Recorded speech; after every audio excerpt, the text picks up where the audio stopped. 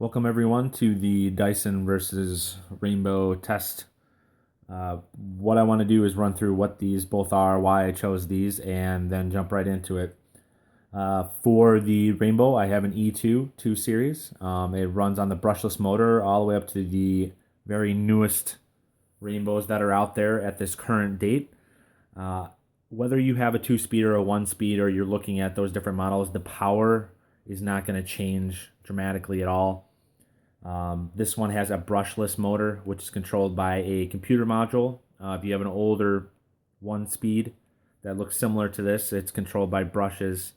The really big difference is the way the motors are designed, not the actual power. A lot of the power you are going to see is going to come from the brush bars of both of these units throughout the test.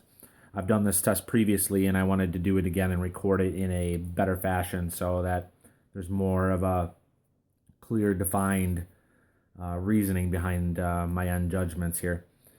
The other Dyson I have is one that I've had for a very long time. It's a really good performer and great tool. It's a DC14. It runs on the same motor base as the DC07 and the DC33. So if I've tagged those in this video, that's why. You're going to get the same approximate results with very little variance because the motor is pulling down the same amount of air and operating in the same fashion. You will get a little bit more efficiency out of, let's say, a DC33 than you would probably a DC14 because of some design changes, but it's not dramatic enough to change this test. I've had a couple different Dysons I've done this with for other people, and the results are all along the same line with very little variance. The reason I wanted to do this test is because there's been a lot of questions, and a lot of people come over and say, why do you have two vacuums? Why do you use these two? Why not just sell one or the other, or the many others that I have currently?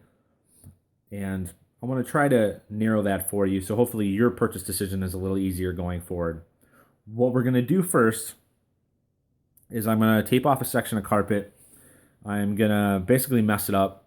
And then what we're going to do is we're going to analyze it based on how much volume it's actually picking up, how many passes it's picking up. I'm not going to do a whole lot of talking during the test. The after analysis I will show you and kind of debate it a little bit with you, and you can make. All right, what you see here is our basic test bed. I apologize, there's some stuff flying in front of the camera from the dust and whatnot I put down, so just ignore that. What I've done is I've done a flour type of fine element to pick up to see how well it can pick up actual fine fibers. The reason I chose this carpet is it's varied. It has the large divots for tracking mud through the entryway, and that's great. It's one of the harder carpets to clean. It's also not too overwhelming that you need something industrial or you need to change the settings on the brush bars a lot, so we can get it even comparison on the carpet setting for each one of these vacuums. I also took pepper flakes and 2 pinches each side.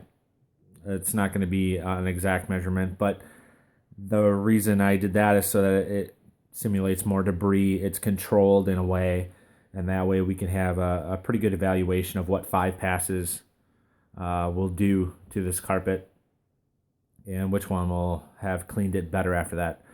Something I want you to understand, though, is that the brush bar is going to be the main point we're evaluating because of the way vacuums work.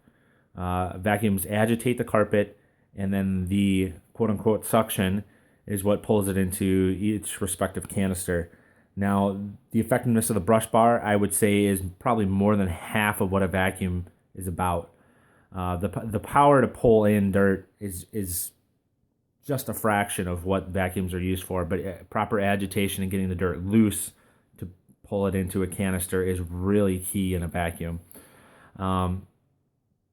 Once we run this test, I'll point out the difference between these two as far as that is concerned as well. All right, let's run it.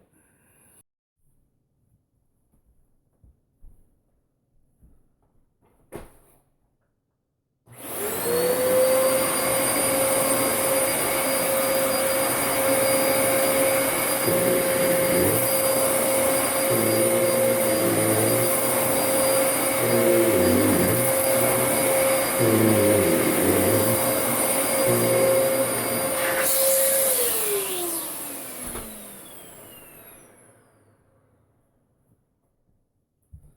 for the Dyson test, you can already see that it cleaned up a good portion of it. There's still a fine dust. Obviously, you can get that in more passes, and being an entryway mat, you're able to do that. The fine dust is mostly relegated to the deep curves in the carpet itself. I do have some larger debris that was left over, which I find a little concerning, but overall it does a good job. That was a relatively short test, and that's basically to simulate you cleaning a house frantically on a weekend. So we're going to fire up the E2 Rainbow after I fill it with some water and give that the same respective test there. All right, we have our E2 full of water. The reason I really like this vacuum as part of the startup. It's a very fun vacuum to use, so let's go for it.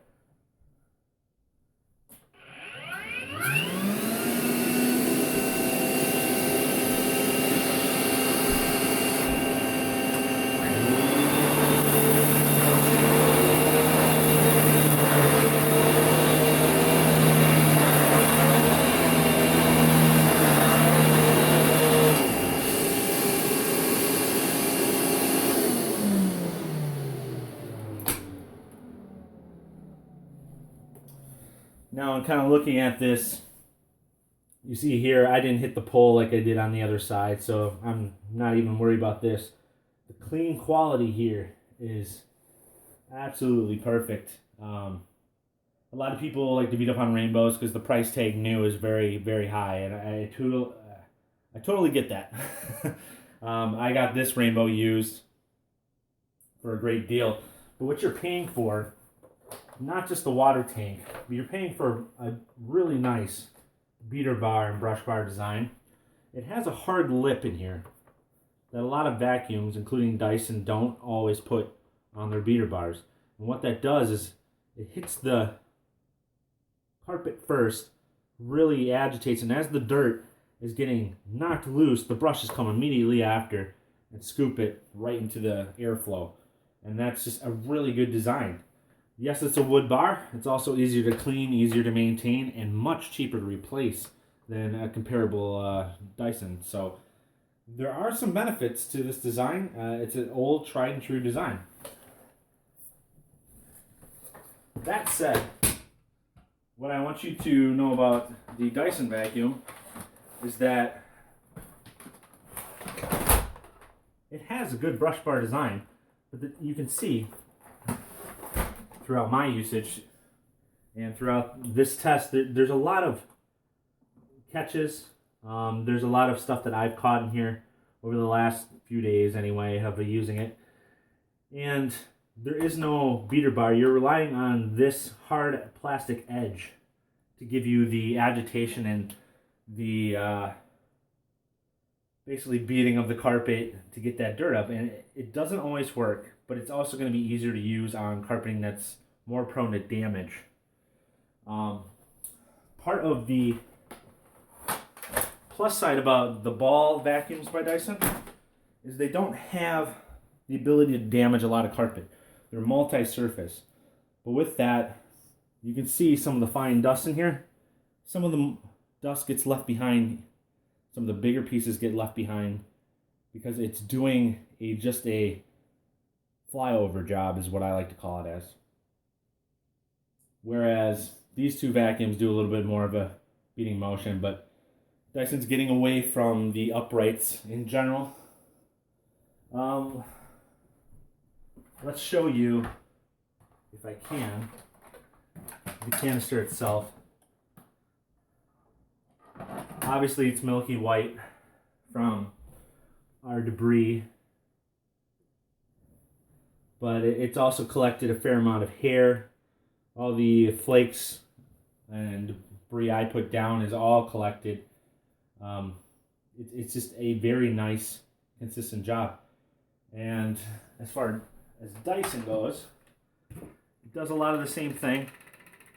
I mean, a lot of the hair that you can't see is trapped in there. A lot of carpet fibers are also taken up that are loose. If I put that in water, it's going to look like this. How do I know that? I've done this already, where I take the contents of the Dyson and I dump it in water just to match 1-to-1 with the Rainbow. And they're very similar. Would I recommend one over the other? It comes down to that. I would say if you're going to buy a brand new vacuum, you're going to want to err with Dyson. You get a great consistent clean with maybe a few more passes to get you the same quality. But the price tag, I mean, $200-300 for a decent DC33 at Walmart now. That's as of time of video. The Rainbow, the newer Rainbows, the blue and the black series, are still around $3,000 new. Now that's an inflated price in my opinion from the dealer, but that's what you're going to pay new. Now used, what do you prefer to get used? I got this Dyson brand new. I remember paying about $300 for it at, I believe, Target. Don't quote me. And then the Rainbow I got off of Craigslist. And the way I did that is I contacted somebody who was selling a Rainbow, and I was able to get a great discount. I basically paid around mid-200s for it, if you count going to meet them and picking it up, and it was in excellent condition. Now, I'm going to say, if you want to enjoy your cleaning and you want to have fun with it, the Rainbow is kind of the way to go. It's a great tool. This is a little cumbersome to move around. You'll get used to the handle, and it's a little heavy.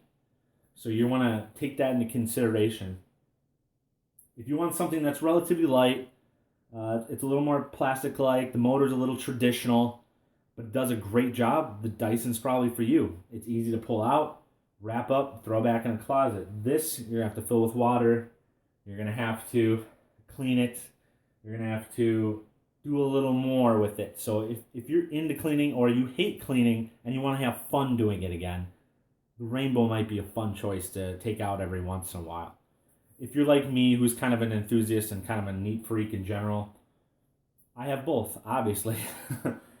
I have both because there's some days where I have people coming over and I got to pull out the Dyson, I just got to do it real quick. And then there are days where there's season changes and I want to do a deep clean of the house. And I want to make sure I soak up every little fiber, every dust mite. I'll pull out this maybe even after the Dyson and go back for a second round. And this does a great job to show me how much I can pick up through multiple cleanings and whatnot. That said as well, you can do a stacked method like that. The Dyson doesn't miss that much, I found. It doesn't itself miss a whole lot of debris. You'll have some finer things like this that make me go back with the Rainbow and just hit it again and really agitate the carpet and make sure that the finer stuff that's in the carpet that's been in there a while, that's found its way down into the fibers, down into the actual, deep fibers, is kicked up the right way. Maintenance-wise, the Rainbow brushless motor is really easy to maintain. I had a brushed 1 series that I repaired and sold. Really, you just have to watch the bearings on those and make sure those don't go out. You're not hearing any weird noises and whatnot. I will do a buyer's guide for the whole Rainbow system. So look for that coming. And I guess the debate is really up to you. What you find in your area to be cost effective, what you like to do for your cleaning habits, how far you're willing to go to expand a collection or invest. I would say Rainbow is a great fun tool. It does an excellent job, but cost effective wise, Dyson's going to be a lot easier to deal with at a used level for both of them.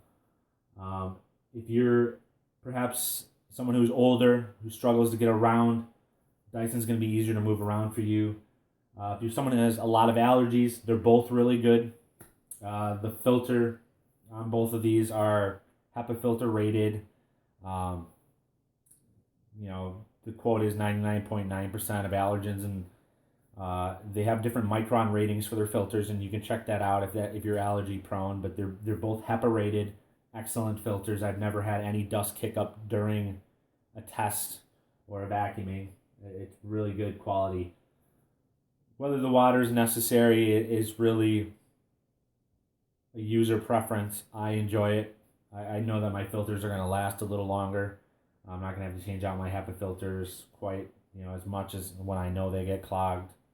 Dyson has a lifetime HEPA filter, but I replace them out of good habit to keep the motor fresh and airflow going and make sure it can actually maximize its usage.